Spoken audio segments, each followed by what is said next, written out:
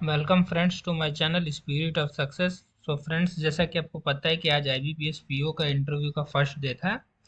तो ये मेरे को आज अपडेट मिला है। मेरा एक फ्रेंड का था इंटरव्यू, लखनऊ में था आज। तो उसने कुछ क्वेश्चंस मुझे बताए हैं, तो आइए देखते हैं उससे कौन कौन से क्वेश्चन पूछे गए।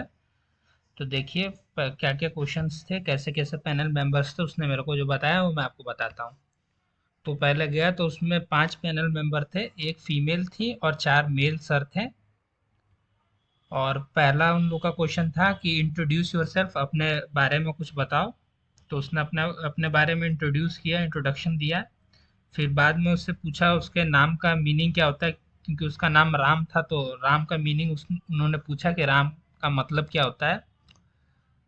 उसके बाद से उसका ग्रेजुएशंस के बारे में क्वेश्चन पूछा है। जो उसने अपना इंट्रोडक्शन दिया था उसी के बेसिस पे उन्होंने क्वेश्चन पूछा पैनल मेंबर ने।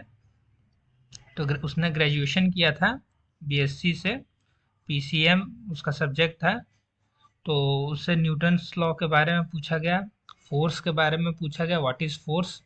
फिर ग्रेविटी के बारे में पूछा गया उससे, स्पीड ऑफ लाइट भी पूछा गया, और एसआई यूनिट्स के बारे में भी पूछा गया कि फोर्स का एसआई यूनिट क्या होता है।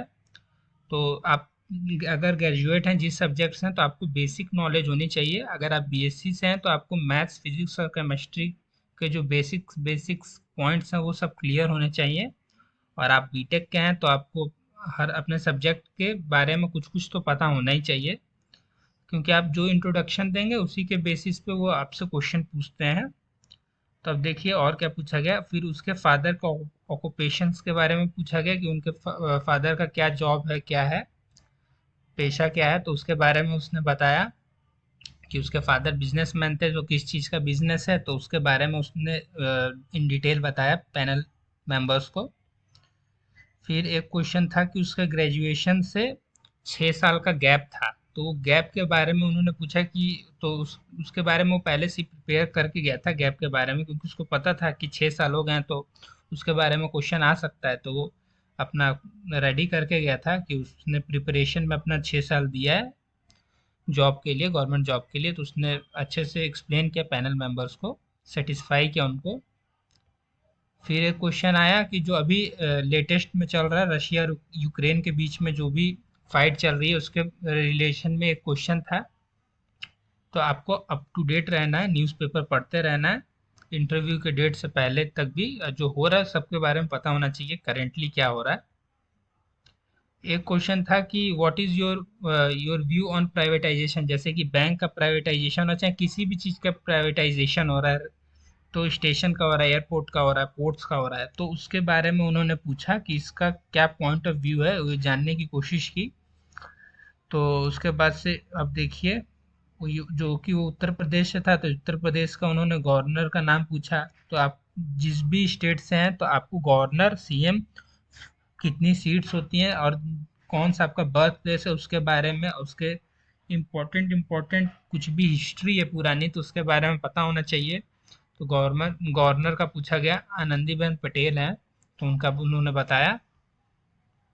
फिर कुछ क्वेश्चंस आए कि उससे पूछे गए कि रेपो रेट क्या होता है, एसएलआर क्या होता है, एमएसएफ क्या होता है, और इसके रेट्स पूछे गए भी जो करंट में। तो आपको पता होना चाहिए मॉनेटरी पॉलिसी जो भी रेट्स हैं, आरबीआई ने जो भी दिया है कि एसएलआर आई थिंक 18% होता है, रेपो रेट 4% होगा, रिवर्स रेपो रेट आपका 3.35 और एमएसएफ 4.25। तो ये सब तो आपको पता ही होना चाहिए अगर इंटरव्यू के लिए जा रहे हैं तो आप।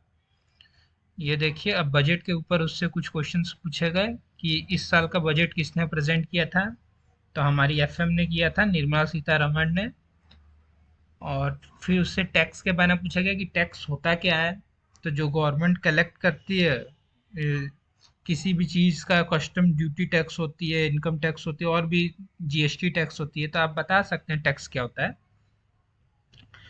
फिर उससे पूछा गया difference between the custom duty tax and income tax. तो उसने उसको कस्टम ड्यूटी टैक्स और इनकम टैक्स से पूछा गया कि दोनों में डिफरेंस क्या होता है। तो कस्टम ड्यूटी टैक्स होता है कि कोई भी सामान जो इंटरनेशनल बॉर्डर से हम लोग एक्सपोर्ट और इंपोर्ट करते हैं तो उसके ऊपर जो ड्यूटी टैक्स लगती है उसको कस्टम ड्यूटी टैक्स कहते हैं। और जो इनकम टैक्स होता है वो एक इंडिविजुअल के एनुअल इनकम के ऊपर इम्पोज किया जाता है, उसको इनकम टैक्स कहते हैं। यही दोनों में बेसिक सा डिफरेंस है। तो वो बस आपका बेसिक नॉलेज पता कर रहे हैं कि आपको बेसिक चीज़ें पता है कि नहीं है, क्योंकि बाकी सब तो आपका मेंस एग्जाम में सब कुछ टेस्ट हो ही चुका है, नॉलेज वॉलेज। तो फिर अब देखिए, अब नेक्स्ट क्या क्वेश्चन था। नेक्स्ट क्वेश्चन था कि which at which rate the income tax is imposed in India. तो जो भी इनकम टैक्स होता है उसको कौन से रेट पे इम्पोज किया जाता है। तो ये आपको पता होना चाहिए कि डाइग्रेसिव रेट होता है आई थिंक, तो उसके ऊपर इसको इम्पोज किया जाता है इनकम टैक्स को। और क्या क्वेश्चन था। और एक क्वेश्चन उससे पूछा गया लास्ट में, जो लास्ट के पैनल मेंबर थे उन्होंने उससे क्वेश्चन पूछ लिया बेसिक सा, कि राज्यसभा में कितनी सीटें होती हैं। तो आपको पता होना चाहिए राज्यसभा में 250 सीटें होती हैं। अब लोकसभा के बारे में भी आपको पता होना चाहिए, वो भी पढ़ के जाइएगा कि लोकसभा में कितनी सीटें होती हैं। 450 आई थिंक होती हैं कि कितनी होती हैं। तो राज्यसभा लोकसभा में पता होना चाहिए। उसके बाद चेयरमैन कौन होते हैं राज्यसभा के। तो राज्यसभा के होते हैं जो हमारे वाइस प्रेसिडेंट है, वो होते हैं वेंकैया नायडू, एम वेंकैया नायडू।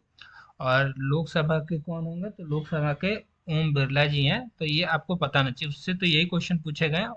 और और भी मेरे को क्वेश्चन मिलेंगे, मेरे दोस्त फ्रेंड सबका अभी है इंटरव्यू, तो उनसे मैं पूछूंगा और आप लोग से शेयर करूंगा, कि जिससे कि आप लोग को हेल्प मिलती रहे।